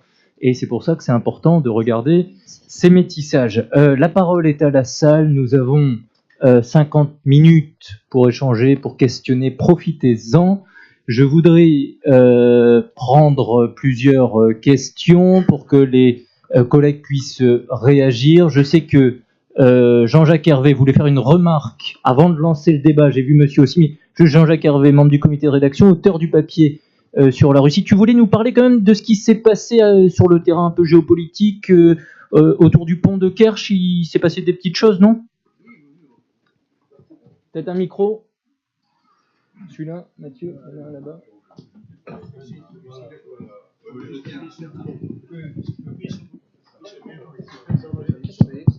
C'est bon, messieurs. Oui, alors le pont de Kerch, c'est tout de même, d'abord c'est un chef-d'œuvre de l'architecture et du génie civil. C'est un grand machin qui a coûté plusieurs dizaines de milliards de dollars et qui a été financé instantanément. Le président Poutine a trouvé les moyens pour financer ce pont. Un pont que tous les ingénieurs soviétiques, qui ne manquent pas de talent, avaient refusé de construire en raison de la géodynamique très compliquée de l'endroit. C'est des sols subsidants, c'est des fonds vaseux. Enfin bref, le pont est là, il tient debout. Et surtout, il a une caractéristique très particulière, c'est qu'il a un tirant d'air, c'est pas le point le plus important dans un pont habituellement, c'est comme très important sur le détroit de Kerch, de moins de 30 mètres. Ce qui fait que tous les navires importants, les Panamax en particulier, ne peuvent pas remonter l'estuaire du Don. Et par conséquent, toute la mer d'Azov, qui est commandée par le détroit de Kerch, bon, je n'en fais pas de géographie, le détroit de Kerch est le moyen d'arriver directement du Kouban, la partie sud de la Russie, en Crimée. Les navires ne peuvent plus aller. Donc ça veut dire que la mer d'Azov, bien qu'elle soit de compétences russes et ukrainiennes partagées, est de fait un espace réservé aux Russes. Et donc les ports de Mariupol et de Berdiansk en Ukraine, qui étaient le débouché de l'industrie du Donbass, sont maintenant sans perspective, sont condamnés, et le trafic agricole de ces ports est également condamné. La Russie ne s'est pas cependant mise dans une position très forte, parce que même si elle bloque ce commerce fluvio-maritime, elle reste très limitée sur ses capacités de chargement portuaire maritime. Les tirants d'eau, il y en a des bons, seulement à Novorossiysk, et par conséquent, l'Ukraine continue de disposer du véritable outil de chargement à l'export international, avec les ports d'Odessa, de Yuzhny, enfin tous les 4 grands ports qui aujourd'hui se développent, avec encore 2 Havanes, comme on dit là-bas, qui sont susceptibles de devenir de grands ports. Et donc on voit bien que la compétition entre la Russie et l'Ukraine va se jouer, en fait, avec l'Europe et les marchés traditionnels de l'Europe. La Russie cherche à conquérir le marché égyptien. Elle est en train d'essayer de conquérir d'autres marchés en Afrique, en particulier en combinant ces immenses ressources naturelles. Même si le prix du gaz baisse, la Russie continue de gagner une rente extrêmement forte qui lui permet de financer justement son développement agricole, qui lui a permis de garantir l'émergence aujourd'hui de 8 leaders mondiaux de la transformation, en volailles, en grains diverses, mais elle a aussi en ressources tous les minerais rares que la nouvelle économie de l'électricité va exiger. Elle est un des grands propriétaires de ces minerais rares qu'elle va vendre et dont elle va tirer de nouveau une compétition. Donc l'Ukraine à côté, qui est aussi un très grand producteur, qui a aussi un potentiel de 200 millions de tonnes, va se battre contre la Russie sur les marchés internationaux, et donc elle va, avec la Russie, être le compétiteur principal de l'Union européenne, sur les marchés de l'Europe, comme sur les marchés tiers de l'Europe. On voit bien aujourd'hui se dessiner une nouvelle stratégie, et on voit bien que la financiarisation de l'agriculture sur cette zone se distingue entre une Russie qui s'autofinance avec ses propres ressources financières de la rente naturelle, et une Ukraine qui va se financer essentiellement sur les marchés financiers internationaux, c'est-à-dire auprès de l'Europe. Et c'est donc la politique de la Banque européenne et des autres banques européennes qui viennent soutenir la concurrence contre l'Europe. Ce qui est quand même une vraie question aujourd'hui pour l'évolution de la politique agricole commune et pour la politique de l'Europe. Voilà. Merci Jean-Jacques pour cet éclairage important de la mer Noire. Allez, on prend une série de questions. Donc, messieurs, et merci de vous présenter aussi, ça simplifie le bon dialogue. Comment ? Oui, vous voulez que je me lève ? Paul. Comme vous voulez. Paul Arnaud, je suis un juriste, mais un privatiste. Alors, je voulais vous demander, je ne sais plus quel orateur a dit, a parlé des ODD, des objectifs de développement durable, qui faisaient suite, et c'est peut-être le premier orateur, oui, et qui faisait suite en 2015 aux OMD, objectifs de mondialisation du développement. Alors, on était le premier de ces objectifs des OMD, qui est d'ailleurs aussi, je crois, le premier des ODD, était celui de réduire la malnutrition et la famine de par le monde. Et il y avait à l'époque, je crois, le chiffre était souvent cité autour de l'an 2000, quelque chose comme 2,5 milliards d'individus qui n'avaient pas $1 par jour pour manger.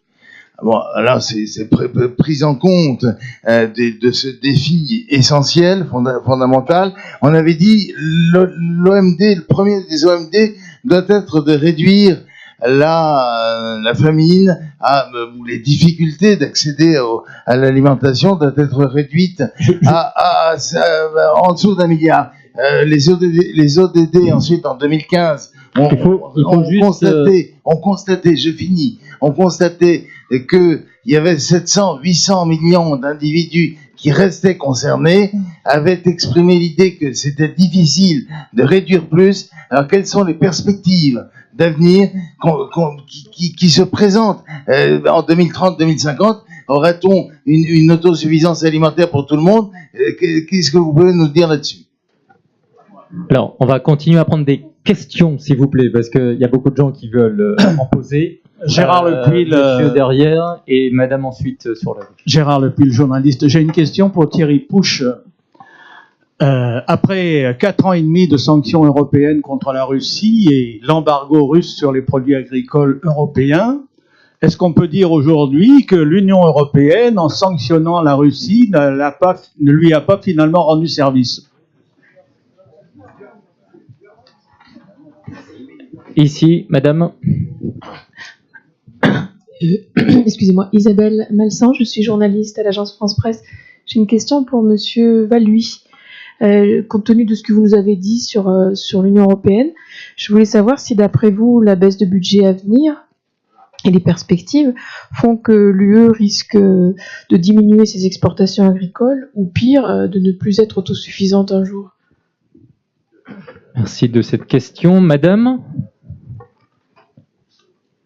On en prendra encore une derrière pour faire un premier tour de réponse, rapide aussi, hein, les collègues à table. Bonjour, Madame. Annie Charlès, juriste, Association française de droit rural. Vous avez peu parlé des formations des agriculteurs. Je pense que c'est une question extrêmement importante. La formation non seulement des agriculteurs, mais aussi des agricultrices. Et on le voit notamment en Afrique, les difficultés rencontrées par elles, alors que ce sont elles qui sont sur les terres. Merci de cette question. Je me permettrai éventuellement de demander à Claude Bernard, auteur du papier sur la formation en France, de répondre à ce sujet. Merci Claude. Une dernière question? Pas de question. Bernard, tu démarres? Derrière. Oui, je crois que, en ce qui concerne les perspectives qui sont discutées et qui en fait ne le seront probablement qu'en 2020, parce que cette politique, cette proposition de la Commission est sur la table. Vous savez que la présidence roumaine a considéré qu'elle ne pourrait arriver d'ici le mois de juin qu'à un espèce d'accord partiel global. Je crois que c'est le terme qui est partiellement global. Voilà, oui, donc oui, bon, c'est l'expression qui est consacrée. Entre-temps, oui, c'est un oxymore. Il va y avoir des élections européennes au mois de mai, une nouvelle commission qui va arriver à l'automne. Donc les travaux seront réalisés ultérieurement avec bien sûr la levée d'une inconnue importante, c'est Brexit au 29 mars ou recul des dates. Je crois que aujourd'hui, vous êtes mieux informés que moi, mais Madame May a reçu un non assez catégorique et elle va retourner à Londres pour essayer de trouver une solution. Donc, toujours est-il que, en ce qui concerne la question que vous posez, très clairement, je crois que il est très compliqué, très difficile de dire que avec des budgets réduits, mais affectés de manière un petit peu différente, on pourrait avoir un impact important en ce qui concerne la place de l'Europe au niveau du marché mondial. Et je crois que c'est un point relativement important en termes de stratégie de chacun des États membres. Je parlais tout à l'heure de la souveraineté. Un certain nombre d'États membres ont très clairement des politiques d'exportation de produits agroalimentaires. Et je crois que de ce point de vue-là, les conditions des relations des marchés mondiaux, enfin de l'Europe aux marchés mondiaux et les rapports de prix font que de toute façon, les producteurs sont amenés obligatoirement à devoir trouver des revenus à partir des productions les plus rentables.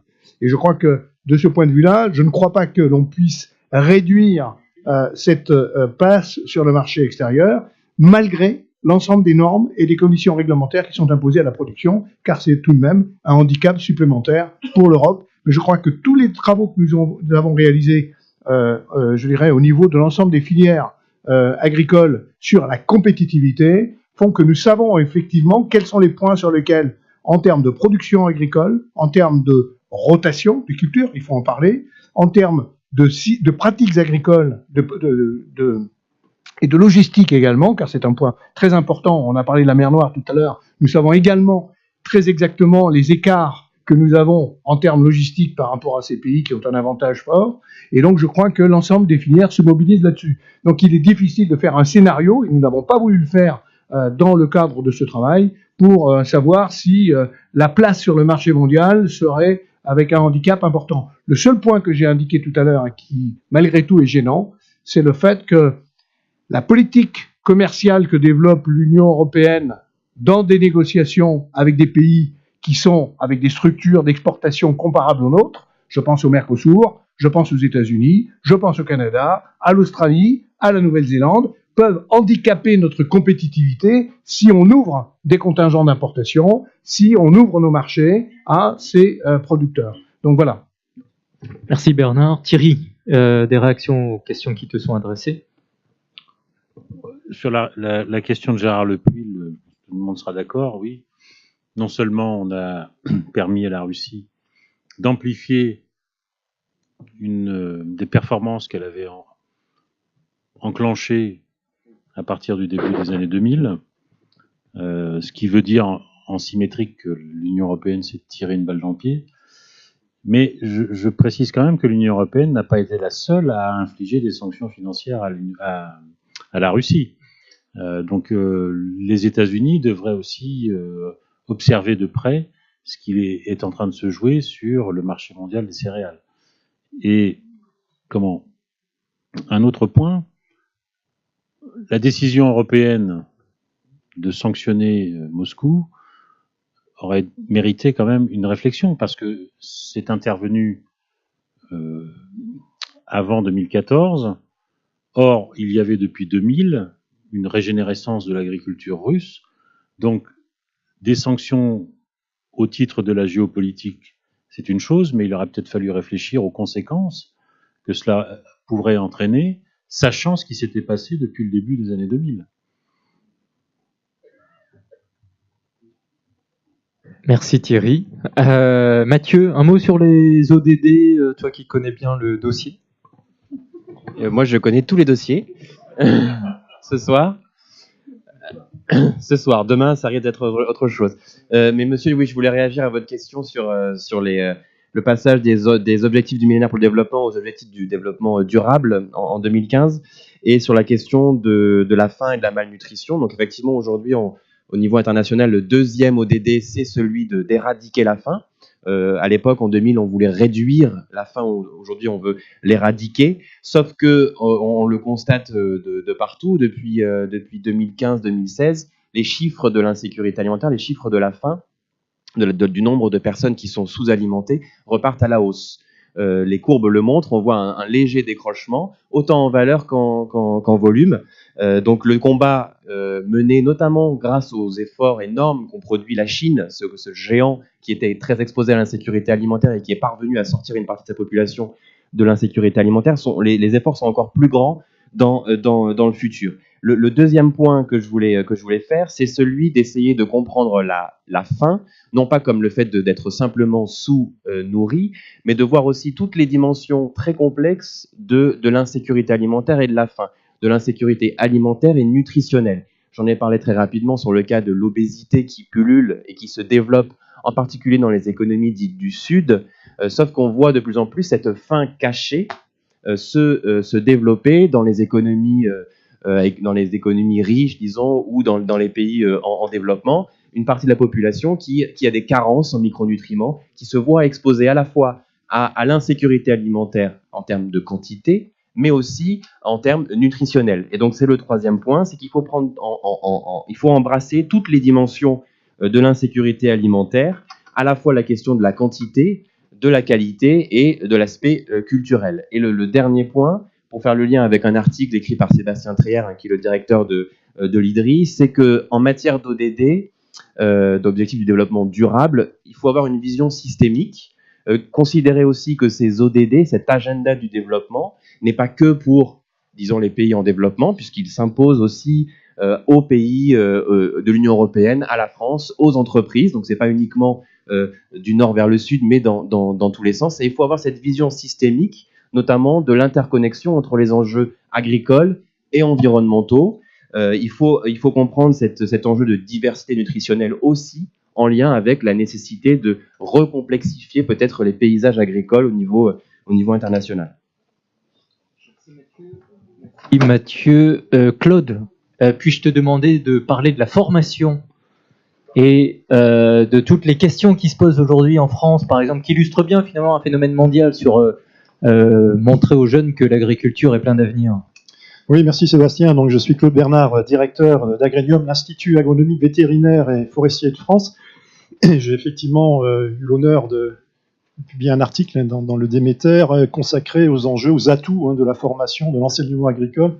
Dans le contexte français, la question était plutôt posée, je pense, par rapport à la dimension internationale, pays en voie de développement, et particulièrement sur la place des femmes. Et je ne peux évidemment qu'abonder en ce sens, parce que c'est vrai, l'agriculture est un enjeu stratégique, bien sûr, mais pour faire de la bonne agriculture, il ne faut pas simplement des sols, des graines, de l'eau, il faut aussi des agriculteurs qui soient formés, qui soient capables aujourd'hui, dans un monde extrêmement changeant, d'affronter toutes les grandes transitions auxquelles nous sommes confrontés, dont la majorité a été rappelée, transition climatique, énergétique, la démographie, mais aussi les transitions des outils, qu'on peut résumer quelque part en la transition numérique. Et donc, effectivement, il s'agit de réactualiser aujourd'hui vraiment le corpus de connaissances, de compétences qui est requis pour les agriculteurs en France, mais aussi évidemment à travers le monde. Et de ce point de vue-là, l'enjeu de la formation en lien avec la recherche est évidemment essentiel. Au niveau d'Agrenium, d'ailleurs, donc au niveau français, cet institut que j'ai l'honneur de diriger, rassemble des établissements d'enseignement supérieur, des écoles d'agronomie, les écoles vétérinaires, mais aussi des écoles qui s'occupent de l'eau, du paysage, et les organismes de recherche, comme l'INRA, le CIRAD, l'ANSES ou IRSTEA. Et c'est à cette dimension-là qu'on peut aujourd'hui, je pense, appréhender ces problématiques, et notamment pour répondre aux besoins de compétences dans les pays qu'on appelle du Sud, où beaucoup de la production, effectivement, relève plutôt des femmes que des hommes, d'ailleurs. Et pour répondre à ces enjeux, eh bien, nous essayons de massifier la formation, notamment s'appuyant sur le développement de ressources numériques, des MOOC, des Massive Open Online Courses, par exemple, qui ont la possibilité d'être adaptés dans des contextes internationaux divers relativement facilement, pas simplement en traduisant dans une langue étrangère, mais aussi en adaptant aux contextes différents. C'est ce que nous faisons, par exemple, sur les concepts d'agroécologie, en le déployant, par exemple, dans le contexte sud-américain, avec l'INTA en Argentine. Nous essayons par exemple de répondre en Afrique de l'Ouest à la création d'une nouvelle université en agronomie qui puisse toucher vraiment la population. Nous essayons de répondre par exemple aussi à la demande du Kazakhstan qui est venu faire appel aussi à la compétence française dans ce domaine pour aider à développer, à monter en compétence des universités déjà existantes mais qui sont encore sur des modèles anciens. Donc voilà un petit peu ce que je pourrais dire pour vous donner envie de lire l'article en tout cas, mais qui a été rédigé plus dans le contexte purement franco-français. Merci Claude. Y a-t-il des questions? Sinon, alors il y a plein de questions, fantastique. Pas de questions au fond, c'est bon? Si, allez-y, tout de suite, vous avez le micro, profitez. Bonsoir, je suis étudiant à l'ERIS. J'aurais une question sur l'Union européenne. La Commission et les États de l'Union européenne ont réautorisé fin 2018 l'utilisation de ce qu'on appelle les pesticides biologiques. Donc, je pense notamment au sulfate de cuivre, qui sont utilisés donc, en agriculture biologique, alors qu'on sait, excusez-moi, qu'ils ont des impacts environnementaux et sanitaires. Et donc, ma question, ça aurait été de savoir si l'Union européenne ne devrait pas faire preuve désormais de la même rigueur pour l'agriculture biologique que pour l'agriculture conventionnelle concernant l'utilisation de ces produits. Merci de la question. On va prendre d'autres questions au premier rang. Et puis monsieur aussi. Donc, 1, 2, 3, 4, 5. Oui, merci Jacques Loya. C'est pour Mathieu Brun. Vous avez parlé de puissance agricole émergente et d'agriculture pour se nourrir. La question qu'on peut se poser, c'est est-ce que le développement de l'agriculture est-elle fait pour se nourrir? Je prends l'exemple du Pérou où on a une dérive actuellement par rapport à ce qui s'est pu se produire dans les années précédentes, où on produit pour l'exportation avec des capitaux étrangers, internationaux, etc. Enfin voilà, c'est une question de stratégie en termes de souveraineté alimentaire. Merci pour cette question.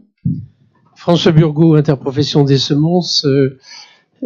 Juste une chose sur la sécurité alimentaire, on est passé en 2 ans de 10,7 à 10,9% de gens en insécurité alimentaire au niveau mondial. Donc de là à dire qu'il y a un bouleversement dans la courbe, ça peut être encore conjoncturel. Juste une question, est-ce qu'il est juste de dire qu'on ne peut pas être une puissance agricole si on a une partie de sa population qui a faim? J'en suis pas sûr. Et si vous pensez à l'Union soviétique dans le temps, les populations soviétiques pouvaient souffrir et l'Union soviétique est bien une puissance agricole. Donc je voudrais savoir pourquoi vous faites cette liaison entre les deux. Merci de cette question. Xavier Thévenot, Syngenta. Donc j'ai bien aimé la définition de la puissance agricole, de la puissance qu'a donné Mathieu Brun. Et quand je regarde le slide de la conférence de ce soir, je remarque qu'il y a 2 lignes où on parle de puissance agricole et que la ligne sur l'Europe, on ne parle pas de puissance agricole, on n'en parle plus. Donc, quelque part, on voit qu'il y a des pays qui ont des vraies stratégies et des vrais objectifs et voire des ambitions d'en devenir une. Mais finalement, qu'est-ce qui explique que l'Europe, qui a pratiquement tout pour en être une, a manifestement décidé de ne plus en être une? Juste pour information, l'Europe a importé 20 millions de tonnes de maïs cette année. C'est le premier importateur mondial consécutivement depuis 3 ans. Et on voit bien qu'on importe de plus en plus de choses qui sont produites ailleurs. Donc on semble bien avoir abandonné notre volonté de rester une puissance agricole. Merci de cette question. Monsieur, donc, avait une question et il y en avait une ici. Et puis une ici, oui, je l'ai promis. Donc, question brève. Merci. Oui, merci Maurice Fay, je m'intéresse aux questions de biodiversité. Étant donné les croisements et les convergences des enjeux que vous avez développés, Monsieur Valluy, on pourrait penser que la solution de l'agroécologie pourrait être appliquée en Europe. Cependant, les contraintes financières d'exportation de la grande finance laissent penser peut-être que c'est le contraire. Est-ce que vous pouvez nous éclairer un peu sur ces 2 voies peut-être un petit peu opposées? Merci. Donc, l'autre question. Alors, Racha Ramadan, que je salue, elle est membre du comité de correspondants internationaux, elle est en Égypte. Et Racha, tu as une question, une remarque? Plutôt une question, en fait, pour tous les présentateurs, mais surtout pour Mathieu. Est-ce que vous croyez que les challenges ou les limites que tous les pays font face peuvent influencer leur stratégie agricole? D'une autre façon, si je parle du cas de l'Égypte, avec tous les soucis concernant le Nil et le problème avec l'Éthiopie, ça pousse maintenant beaucoup de gens à penser que le gouvernement doit changer la stratégie agricole au lieu de se concentrer sur le riz, par exemple, qui consomme beaucoup d'eau, se concentrer sur d'autres produits agricoles qui utilisent moins d'eau. Est-ce que vous croyez que toutes les limites, surtout dans une période où on a une faim qui augmente, changement climatique, ça va changer le plan ou le mapping de production agricole dans le monde? Merci Racha pour cette question. Alors, monsieur et monsieur, allez. Allez-y, vous Michel Bousquet, sur les puissances agricoles émergentes. Pendant longtemps, la Thaïlande a été le premier producteur de riz, exportateur de riz. Elle a perdu ce rang, et elle explique ça par l'effet que les prix étaient garantis, que la demande de riz de qualité a augmenté fortement, et que les agriculteurs ayant un revenu assuré n'ont pas fait les efforts de formation et de nouvelles cultures pour pouvoir s'adapter au marché. Est-ce que c'est pas le danger de la politique de prix garanti? On a l'exemple de la Thaïlande qui a perdu son rang de premier exportateur. Merci pour cette question. Et puis, voilà.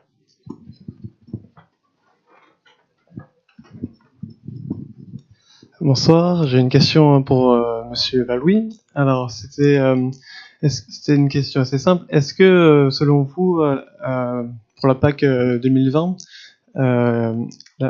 quel type d'agriculture va être favorisée?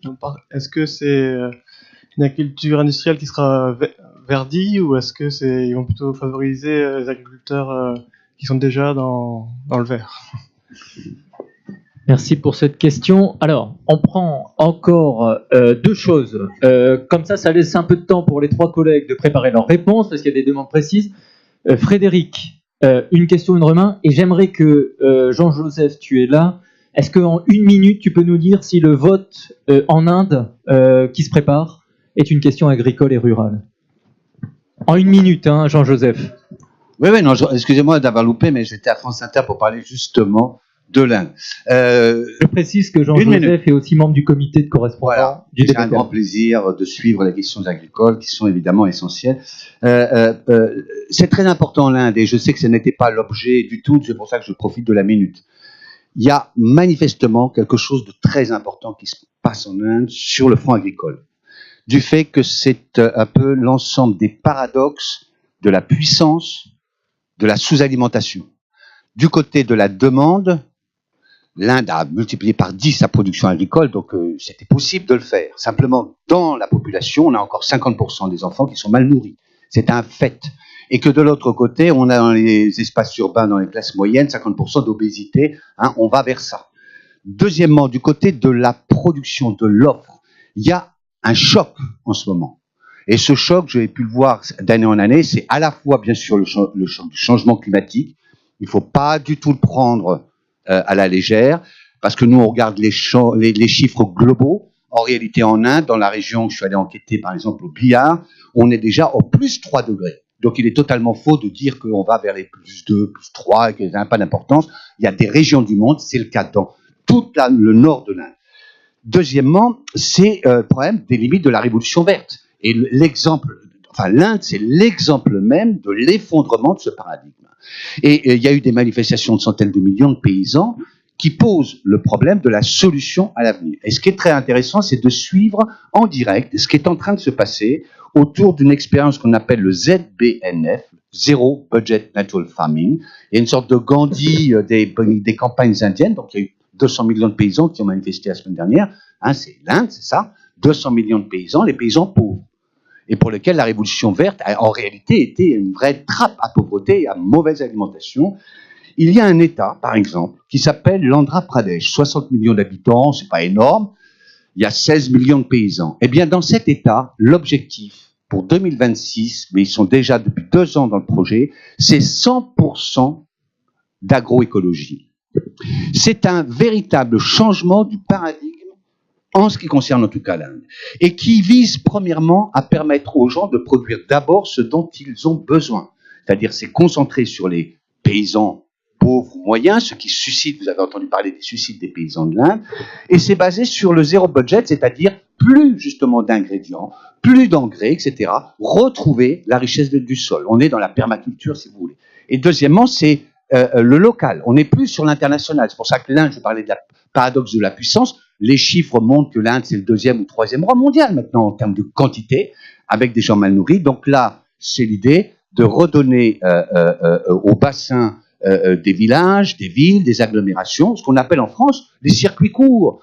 Hein. Simplement, ce qui est intéressant en Inde, c'est que c'est en train manifestement de devenir un paradigme qui va et qui a la prétention d'être dominant dans les années à venir. Donc c'est, je pense, extrêmement intéressant à suivre de ce point de vue-là. Vous voyez, en France, on fait beaucoup de choses dans la biologie, l'agroécologie, etc.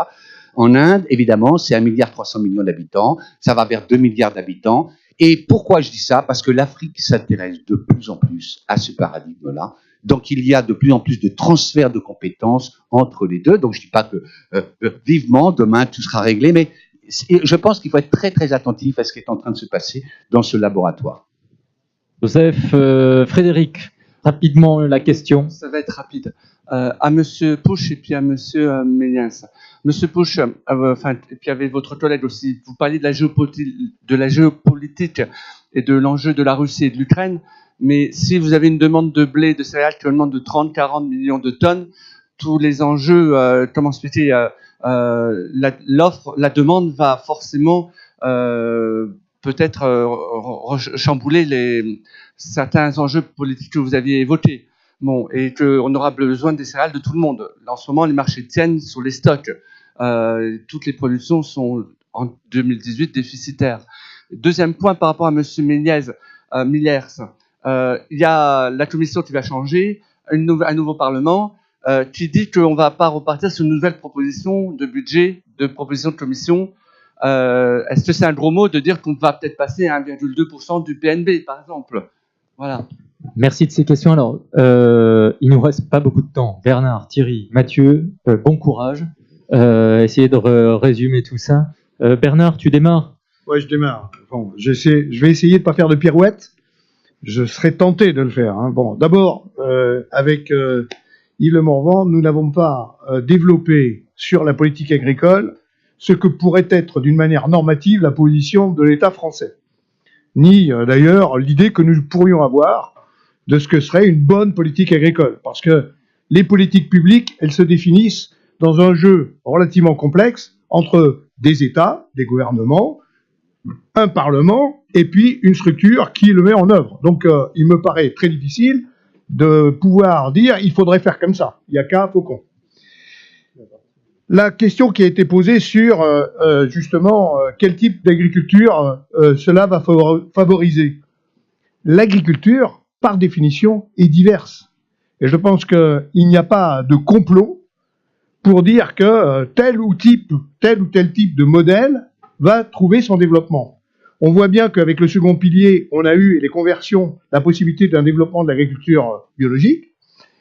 C'est une partie qui, aujourd'hui, continue de se développer d'une manière importante et pour lequel, pour un certain nombre de productions, l'Europe continue d'être déficitaire. Donc il y a, ne serait-ce que pour ce segment où il y a une demande importante avec une valorisation, la possibilité de le développer. Et ceci n'est pas, je dirais, contradictoire avec d'autres modèles agricoles dans lesquels, effectivement, les normes de sécurité alimentaire, je pense notamment en sécurité sanitaire, sont extrêmement strictes. La question qui a été posée tout à l'heure sur les pesticides bio. Bon, moi je vais répondre là, pas par une pirouette, mais rappelez que en matière d'agriculture biologique, on a pour l'instant une définition qui repose sur des obligations de moyens et pas sur des obligations de résultats. Et pour arriver effectivement à passer d'éventuelles crises importantes qui pourraient remettre en cause la confiance que les consommateurs ont dans l'agriculture biologique, il va falloir passer à des obligations de résultats. Je pense que c'est très difficile à accepter pour ce que nous appelons, lorsqu'on en discute le canal historique de l'agriculture biologique qui considère qu'il faut s'en tenir aux moyens. Mais je pense que le développement d'un tel secteur aujourd'hui mérite effectivement de s'assurer que la confiance des consommateurs ne soit pas entamée par des crises ou des scandales alimentaires. Donc, pour répondre à la question, je crois qu'effectivement, il va falloir se soumettre à l'ensemble de ces règles. Les règles sont pour tous, et notamment en ce qui concerne les limites maximales de résidus, qu'il s'agisse de produits de traitement, mais qu'il s'agisse aussi de métaux lourds. Et je pense que le problème du cuivre est bien là. En ce qui concerne la question concernant, sur les puissances financières, je ne vois pas de théorie complotiste dans lesquelles il puisse y avoir des, puissances cachées qui, par lobbying, influeraient sur les conditions dans lesquelles se forme la politique. Je crois que pour avoir travaillé longtemps, pendant les 10 ans de la réforme financière, sur l'ensemble des produits dérivés financiers appliqués en agriculture, on a apporté une régulation. Il n'y a pas de complot des puissances financières pour influencer tel ou tel type de mesures agricoles. Enfin, je crois que la financiarisation de l'agriculture est une chose. C'est effectivement la possibilité, effectivement, d'avoir un développement d'un certain nombre de modèles agricoles dans lesquels le capital joue un rôle important. Pour autant, ce n'est pas ce secteur-là qui va modifier les conditions d'application et d'élaboration de la politique agricole. Alors, en ce qui concerne maintenant la question sur la puissance économique et sur la souveraineté, je crois avoir apporté une réponse tout à l'heure. On a du mal à trouver effectivement une souveraineté européenne.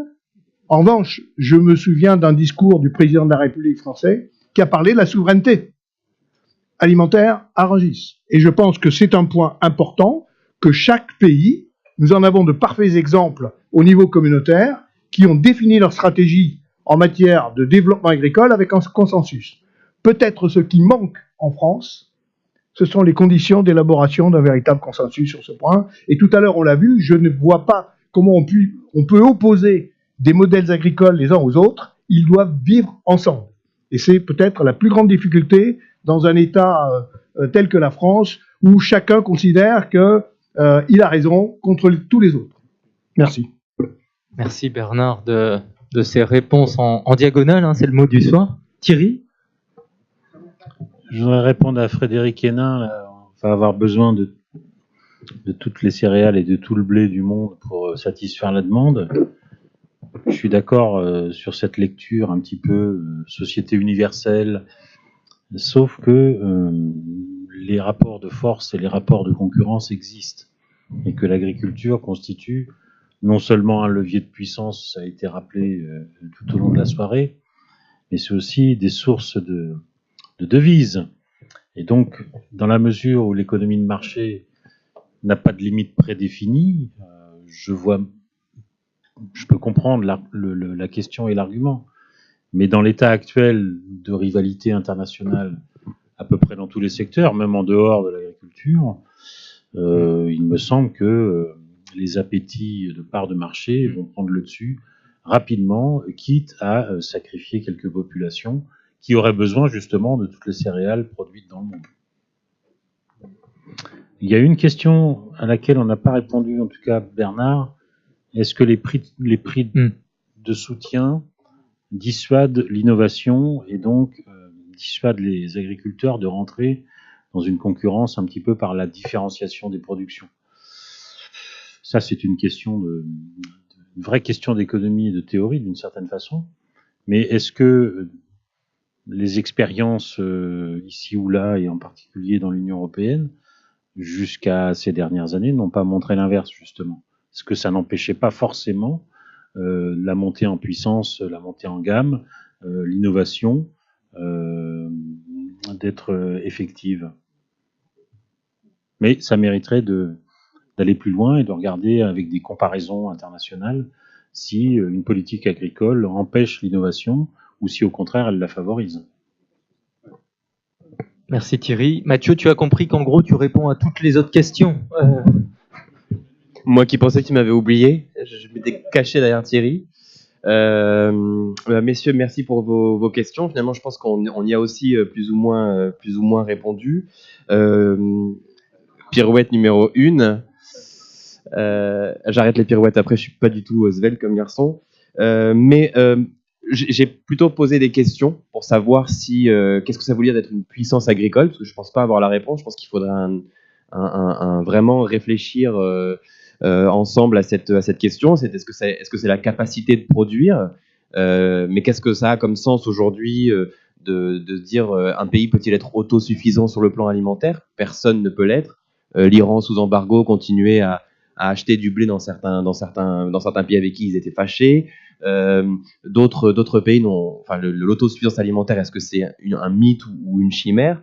À l'inverse, je crois que on a eu la réponse avec l'Inde, des grandes puissances agricoles qui peuvent être aussi exposées à l'insécurité alimentaire. Ça, c'est pas nouveau. Je pousserai la question même un peu plus loin. Est-ce qu'on peut être une puissance? Est-ce qu'on peut être une grande puissance si on ne nourrit pas sa population? Et les cas que je travaille un petit peu, notamment dans les pays du Golfe, l'Arabie Saoudite, les Émirats Arabes Unis, le Qatar, qui peuvent être vus comme des grandes puissances, au moins sur le plan régional, ne parviennent pas à nourrir leur population. Elles l'ont fait par le passé, elles ont même été exportatrices de blé, mais ça ne les empêche pas d'être une puissance. Ce qui compte pour elles, c'est de sécuriser leurs approvisionnements alimentaires. Et donc sur votre question, produire pour se nourrir, produire pour exporter, je pense que, et Thierry a écrit un chapitre avec Pierre Blanc sur ce monde qui est de plus en plus instable et je ne sais plus les autres termes, mais le montre bien qu'on a besoin de commercer pour pouvoir satisfaire les besoins très différents de la population. Ça veut dire aussi faire des choix en fonction des potentialités, pour rebondir sur la question de rachat, qui est un challenge en soi de répondre à cette question de la cartographie des productions alimentaires. Quand on est dans un pays comme l'Égypte, qui importe chaque année 11 millions de tonnes de blé, 9 millions de tonnes de maïs, amusez-vous à regarder Google Maps et voir ce fil, ce trait vert, parfois quelques kilomètres de chaque côté, qui arrive à faire vivre une population d'autant plus importante, qui va en plus croître dans le futur. Donc ça veut dire, est-ce qu'il faut interroger cette importance du commerce pour la sécurité alimentaire? Et puis sur les choix qui sont faits par certains pays, les auteurs du chapitre sur la Colombie reviennent, les choix de projets controversés d'investir l'agriculture d'exportation, notamment sur le soja ou l'huile de palme, puisque la demande devient de plus en plus importante.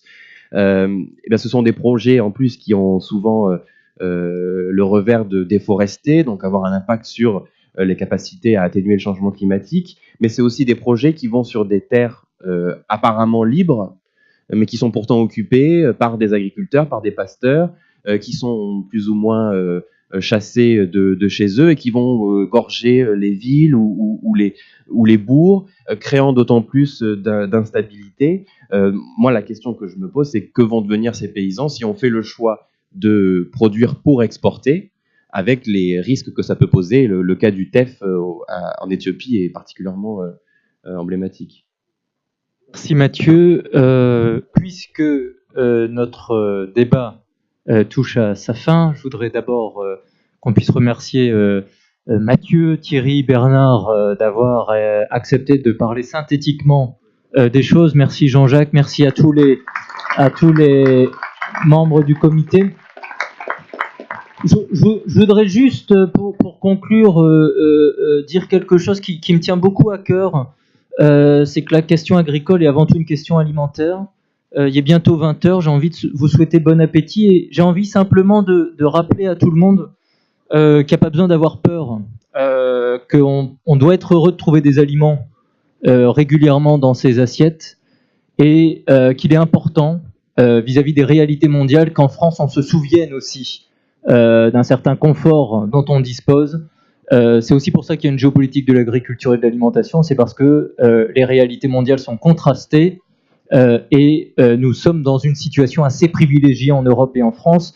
Cette situation, cette sécurité, elle est précieuse, mais elle est aussi extrêmement fragile et je crois que c'est important de s'en souvenir. Merci à tous.